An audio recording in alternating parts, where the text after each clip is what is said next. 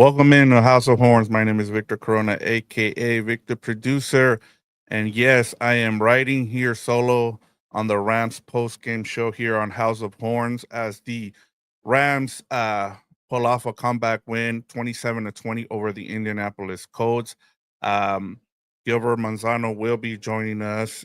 He will be here to eat some crow on Tutu Atwell, who he's been pretty much uh kind of talking down about Tutu Atwell, so he will be on here. But yeah, great win for the Rams. A response after that collapse against the Rams last week against the Eagles, and it was a slow start for the Rams. They continue to have issues in the red zone, but I did like some of the things that came out of this game. I like the aggressiveness from Sean McVay there in the fourth quarter, going for it on fourth down, getting that touchdown for Puka Nakua, holding Jonathan Taylor to, what was it, 77 yards, I believe it was, 76 yards on 17 carries. Great game from Cameron Curl in this game, 9 tackles, 3 passes defended, and 2 interceptions. Um, Not a big push from the defensive line like I expected in this game, but I thought it was a good game script from the Colts in this game offensively, and so they kept the Rams defensive line at bay. I think they only ended up with 2 sacks, so but a big offensive game for Matthew Stafford, 21 of 41, 29 of 41, 375 yards, 3 touchdowns. And then the other thing that I thought we're starting to see is that this backfield is starting to be around 50-50. You had Kyron Williams with 13 carries for 77 yards, and then Blake Corum had added 9 carries in this game. So a good, you're starting to see that this backfield is trying to get, you know, um, a share there, which you kind of want to see. You don't want Kyron Williams to be, carrying most of the load. That way he's ready, towards the second half of the season. And so it's good to see Blake Corum, but honestly, this was the Puka Nakua show, 170 yards, 1 touchdown. Um, he has been the offense, and yeah, you have Devontae Adams out there, you know, coming up with 4 receptions for 56 yards and a touchdown. But Puka Nakua is this offense, and they'll go as far as he takes them. So that'll be something to keep an eye on. But there's a lot here to yeah, and I'm with Andres here. He is the best receiver in the league right now, and he's showing why. I mean, he's catching everything. I was glad to see him finally get a touchdown. I know that with all the targets he's been getting, all the catches, he still didn't have a touchdown. So it was good to see him get his first touchdown of the season receiving. Because remember, he had that big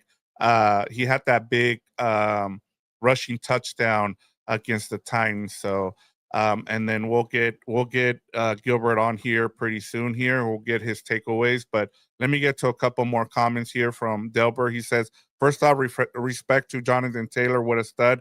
Can we talk about the inefficiencies of the Rams offense? But I'll take our $10 million man Tutu today.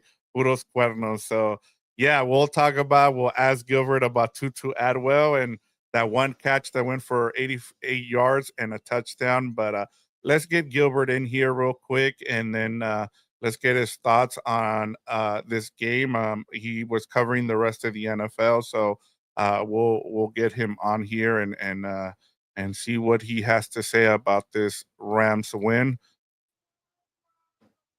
Hey Gilbert, how you doing, How's it, sir? how's it going, Vic? You Yeah, know what? I feel a little confused because I should take a victory lap because I got it right. The Rams won, the Rams covered. To an extent, the Colts are still pretenders. Daniel Jones, 2 interceptions, but Tutu Atwell, I've been talking crap about that guy for like 2, 3 years now, and I'm not gonna say that I was wrong. That Tutu Atwell just maybe shouldn't be on this team, but today he looked like he was, a big weapon. He looked like he was very important to the team, and it's just weird.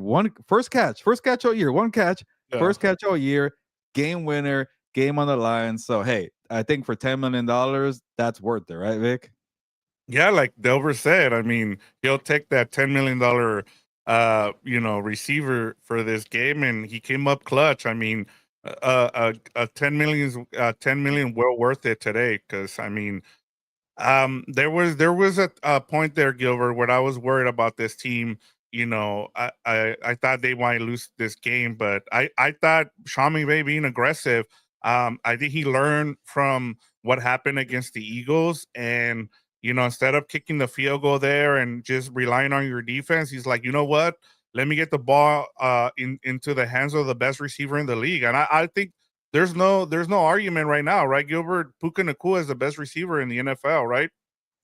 I don't know about that just yet. You're putting me on the spot, Victor, but he's definitely a very important player to the Rams. Probably the most important player, maybe even more important than Stafford. I know he's a quarterback, he's a star quarterback, but he's in the back end of his career.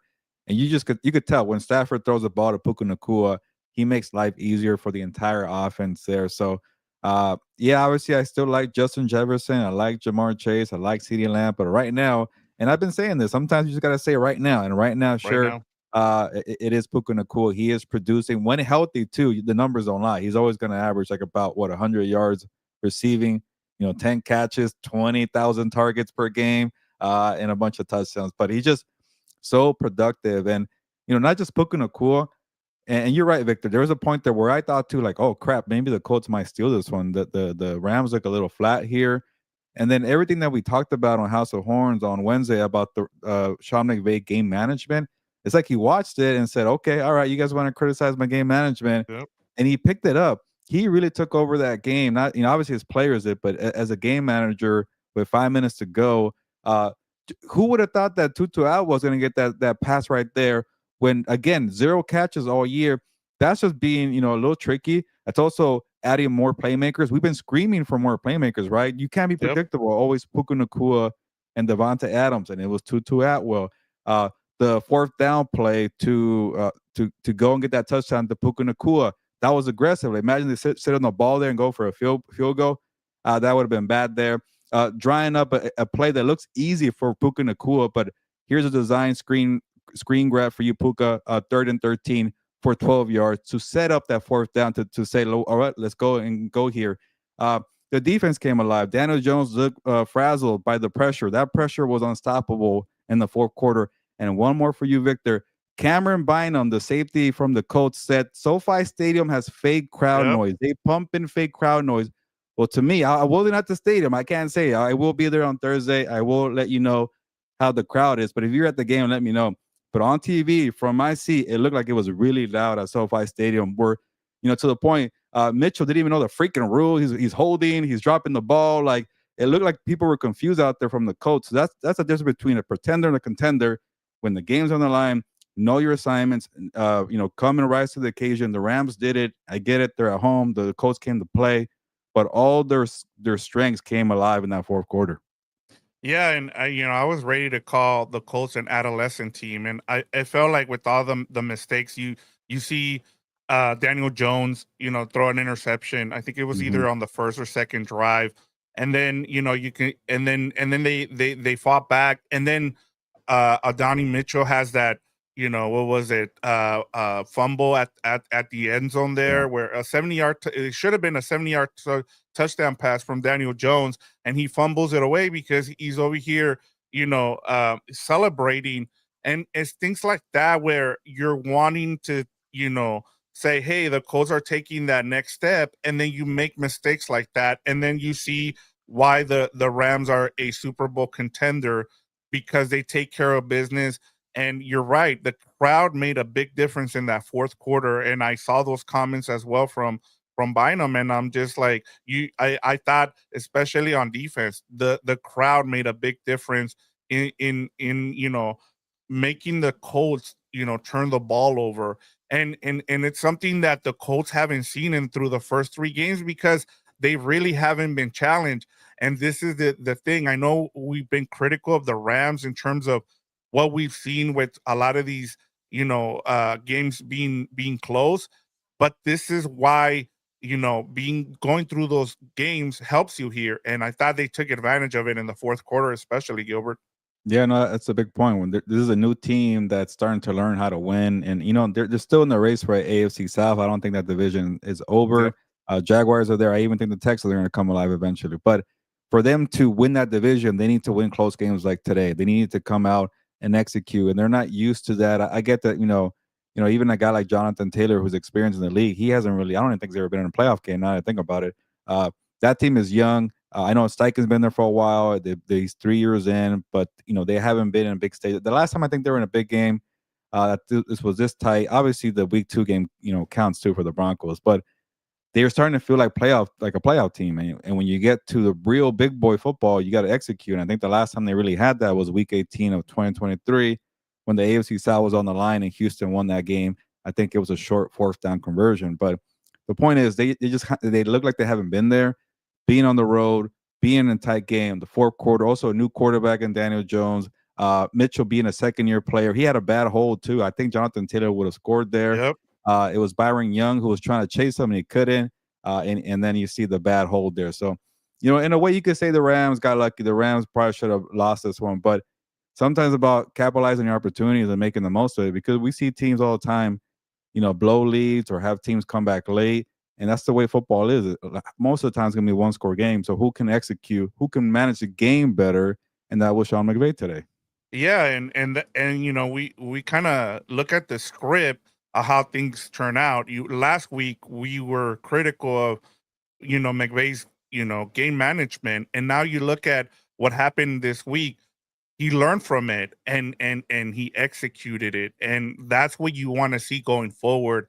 And to Jesse Siles is comment here. He says the Colts are a real team. Give them props. Rams show you flashes how good this offense can be as long as they can block down the middle. And to his point, I thought the running game was really good, Gilbert. I mentioned that this is starting to become a backfield where they're going to share the load now.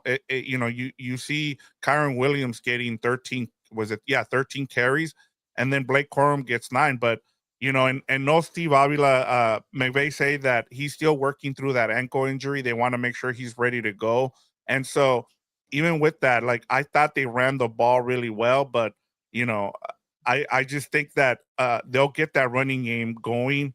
But again, it comes down to the red zone issues, Gilbert. And I think for them to going forward, you want to see them run the ball in the red zone, and then that'll lead to more play action, and you can kind of take advantage of it in the red zone if you continue to do that. Yeah, and Jesse, I get what you're saying, but I wouldn't. If Jalen Hurts was quarterback of the Colts win that game. It's Daniel Jones they're operating, and they're a good team. They're just not on the Rams level. They're not a legit Super Bowl contender. They could win the AFC South. I don't know how much that says, but I did just write the AFC South is better than we thought because the Jaguars beat the 49ers. The Rams, I mean, so the Colts got my respect. I'm not taking that away from them. They're both the 3-1. The Jaguars and the Colts are. And I really like the Texans defense. But to me, this is a game you had to win. You are better than the Colts. You got to act like it. And you got lucky too. You caught a break there with the Mitchell drop and the Mitchell holding. But we knew that Daniel Jones gets a little flustered when he has pressure on the pocket. And when you build your team on getting a defensive front at the one that you possess, they better come alive in the fourth quarter. And they did. When you built your team on skill players at wide receiver, Devontae Adams, Puka Nacua better come alive, and they did. And when you're Sean McVay is getting a ton of praise of being this mastermind, great offensive mind, go out and prove it, and he did. So to me, again, I don't feel any different from the Rams. A big picture thing. I know I keep saying it, and I'm like this negative person here. But you had to beat the Colts. I don't know how much stock you take into that, but when you lost to Philadelphia, 19-point letdown, to me that's what I remember the most. But handling business at home, surviving, coming back, that's just the name of the game in football. So credit to the Rams, credit to the Colts, but you had to win that one. Yeah, and I think what also makes it this an important win is you have a short week now. You got to take Yeah. you got to turn around on a short week and face the 49ers at home. So, we've seen Sean McVay have his team prepared for these short games. I keep going back. I think he's undefeated the last 2 years when he's had both the Sunday and then the Thursday on a short week. I remember there was I think it was the Commanders one year, and then another year they turned around and They had to face the Vikings on a short week, and they won that game. And so he's been able to prepare this team. He's gonna have to do it twice this season, I believe, because they have two Thursday night games, and so this was a huge win for them just to be able to take advantage. And now we'll continue to talk about this matchup, and just to let everybody know, we'll keep everything the same in terms of previewing the matchup against the 49ers. We'll be back on Wednesday just like regularly, just because the next day is the matchup. So I'm sure everybody's going to tune in to check out that preview with the 49ers. I'm sure we'll have a lot of 49er fans in our comments like they usually do. But Gilbert, just I don't know just give about me this your week, final. Vic. I don't know I'm about this sorry. week. They lost to the Jaguars. I doubt the Yeah, 49er fans want to be chirping this week. yeah, yeah. I mean, yeah, that was a hard watch. Just from the when I was watching it on the red zone there. Just give me your final thoughts here in terms of you know for this Rams team going forward. What you learned, and then what would you like to see them improve going forward? Yeah, I think doing what Sean McVay did in the fourth quarter, adding more people or more, I would say, players to the scheme, getting more people involved like Tutu Atwell, and to his credit, he made the play. He caught it and took it to the house. I don't know how much of Tutu they could feature in the offense moving forward. We've seen this story before. It's not the first time. I feel like every time Tutu catches the ball, which is he has one catch every 10 games, but that one catch is going to be for 45 yards plus, most likely a touchdown. That's what he provides for this team. But hopefully they could get that more consistent, maybe crank it up to 4 or 5 catches per game. Is that possible? $10 million. He already made his money, but might as well go get some extra money off of Tutu Atwell. Uh, Obviously, the whole mystery with Terrence Ferguson, he was inactive today. He's just not ready to play. Second week in a row. Yeah, second week in a row. He's not ready to play. I think I'm gonna start forgetting about that one. But Kobe Parkinson, made some plays out there, like you mentioned, Vic. Getting more of a balanced attack with Corum and Kyron. Make this a diverse offense. Make this not just the Puka Nakua show. But I get it. Sometimes you got to get Puka to bail you out. But he left for a little bit. Like it's kind of like, what do you do now when Puka Nakua is not around? So to me, build off of this. And I'm going back to the Eagles game. I'm sorry, but the Eagles win because they have a diverse offense. They have multiple playmakers. They have different styles to win. I get AJ Brown is pissed off about it, but when you're just a basic offense, more times than not, they're going to figure you out. And I'm not saying the Rams are basic, but when you just have one guy, Puka Nakua, teams could figure that out. 49ers are very talented. They have good coaching. I get they lost to the Jaguars, but you better bring your best stuff to beat a divisional rival. So to me, build off of this, Sean McVay. Take the Modelos if you want for coach of the week, because that was a great fourth quarter by you. But build off it. We just don't see enough consistency when it comes to games like this, Victor. Yeah, and I'm with you. And then I'll just say this. I mean, Puka Nakua, he just became the third player in NFL history with at least 8 catches in each of the team's first 4 games, joining Eric Moulds in 2002 and TJ Houshmandzadeh in 2007. I mean, he just continues to ball out. He was a fifth round pick out of, Washington. No, he was out of BYU. He was at Washington first and then transferred. And he just continues to be a model of consistency, Gilbert. And, I understand, as you said, you want to have this be more balanced, but it's kind of hard when he just continues to catch everything. But I'm with you. This offense needs to be more balanced going forward for them to be successful, especially against the good teams. And today was a big test, I thought. I know that the Colts are 3-0, and some people have looked at that record, of the teams they face, but you look at it and they gave them a good test here. And especially coming off of that collapse, I wanted to see how this team responded.